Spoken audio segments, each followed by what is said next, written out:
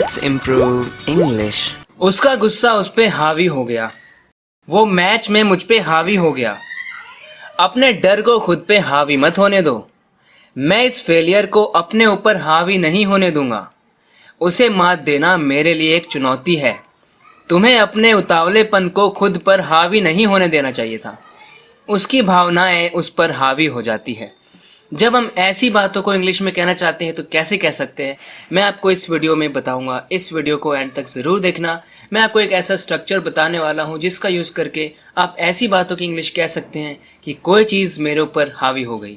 काफ़ी यूज़फुल चीज़ है, इस वीडियो को एंड तक ज़रूर देखना। तो फ्रेंड्स देखते हैं, किसी पर कुछ हावी हो जाता है, इसको इंग्लिश में कहते हैं something gets the better of someone.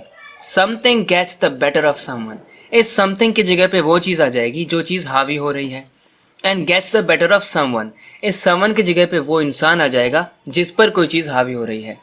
और किसी चीज़ का किसी पर हावी होने का मतलब यानी उस चीज़ ने उसको कंट्रोल में कर लिया है, या उसके ऊपर वो चीज़ भारी पड़ रही है, वो उस चीज़ को संभाल नहीं पा रहा है, या फिर उसने उसकी बुद्धि भ्रष्ट कर दी है, वो चीज़ उस पर हावी हो गई है। ज़्यादा समझाने की शायद आपको ज़रूरत नहीं है, क्योंकि तो हिंदी का बोलने का तरीका है, हम ऐसे बोलते हैं। और जब ऐसे कहना हो कोई किसी को मात दे देता है, इसके लिए भी इसी को हम यूज़ करते हैं, someone gets the better of someone. बस समथिंग की जगह पे कोई पर्सन आ जाएगा, समवन आ जाएगा। समथिंग और someone gets the better of someone. अगर कोई इंसान है मतलब वो इंसान आपको मात दे देता है। कोई चीज़ है तो इसका मतलब वो चीज़ आप पर हावी हो जाती है। अब देखिए फ्रेंड्स, एग्जाम्पल सेंटेंसेस में आपको काफ़ी बताने वाला हूँ जिससे आप बहुत अच्छे से समझ जाएं कि इसका यूज़ कैसे कर सकते हैं डेली लाइफ सेंटेंसेस में। उसका गुस्सा उस पर हावी हो गया, यानी उसको बहुत तेज गुस्सा आ गया, उससे कंट्रोल नहीं हुआ। His anger got the better of him. His anger got the better of him.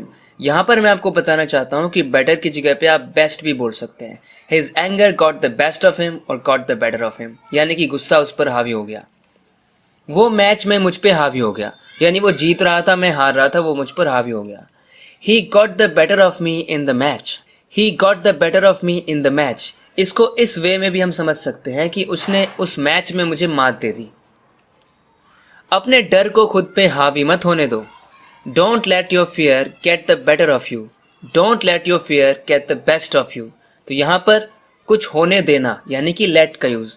अगर आप लेट को सही से यूज़ करना सीखना चाहते हैं तो इसके ऊपर भी मैंने वीडियो बनाई हुई है। उस वीडियो का लिंक आपको मैं यहाँ पर आई बटन में दे दूंगा, वहाँ पर क्लिक करके आप उस वीडियो को देख सकते हैं। मैं इस फेलियर को अपने ऊपर हावी नहीं होने दूंगा। मैं असफल हुआ हूं, लेकिन इस हार को मैं अपने ऊपर हावी नहीं होने दूंगा। I won't let this failure get the better of me. I won't let this failure get the better of me और get the best of me, यानी कि ये मुझ पर हावी नहीं हो सकता, मैं हावी होने नहीं दूंगा। उसे मात देना मेरे लिए एक चुनौती है। उसे मात देना, it's very challenging for me to get the better of it. तो मैंने आपको अभी अभी बताया है कि get the better of someone, इसका मतलब होता है किसी को मात दे देना, उसको हरा देना, उस पर हावी हो जाना, उस पर भारी पड़ जाना।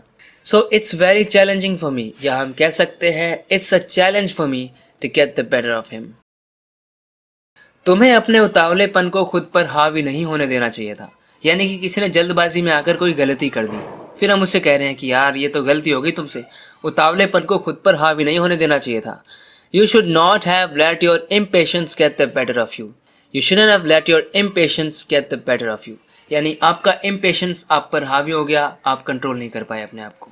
तो फ्रेंड्स, मैं आपको काफ़ी सारे सेंटेंसेस बता रहा हूँ ताकि आप बहुत अच्छे से समझ जाएं कि इस फ्रेज़ का यूज़ आप कैसे कर सकते हैं अपने डेली कॉन्वर्सेशंस में। उसकी भावनाएं उस पर हावी हो जाती हैं, यानी बहुत इमोशनल हो जाता है, वो संभाल नहीं पाता अपने इमोशंस को। His emotions get the better of him. His emotions get the better of him. हमें ये समझना है कि किसी भी फ्रेज़ या इडियम को जब हम यूज़ करते हैं तो सिचुएशन के हिसाब से हमें थोड़ा चेंज करना होता है। जैसे कि यहाँ पर ये प्रेजेंट टेंस है तो his emotions, emotions plural noun हो गया, इसलिए यहाँ पर gets नहीं। His emotions get the better of him, यानी उसके इमोशंस, उसकी भावनाएं, उसकी फीलिंग्स उस पर हावी हो जाती हैं। फ्रेंड्स, उम्मीद करता हूँ कि अब आपको समझ में आ गया होगा कि get the better of someone का मीनिंग क्या होता है, इसको किस तरीके से आप सेंटेंसेस में यूज़ कर सकते हैं। इसी तरह की कमाल की चीज़ें सीखते रहने के लिए और अपनी इंग्लिश को इम्प्रूव करते रहने के लिए इस चैनल को सब्सक्राइब ज़रूर करना अगर आपने अभी तक नहीं किया है तो। सो फ्रेंड्स, बात करते हैं नेक्स्ट वीडियो लेसन में। Till then take care and bye bye.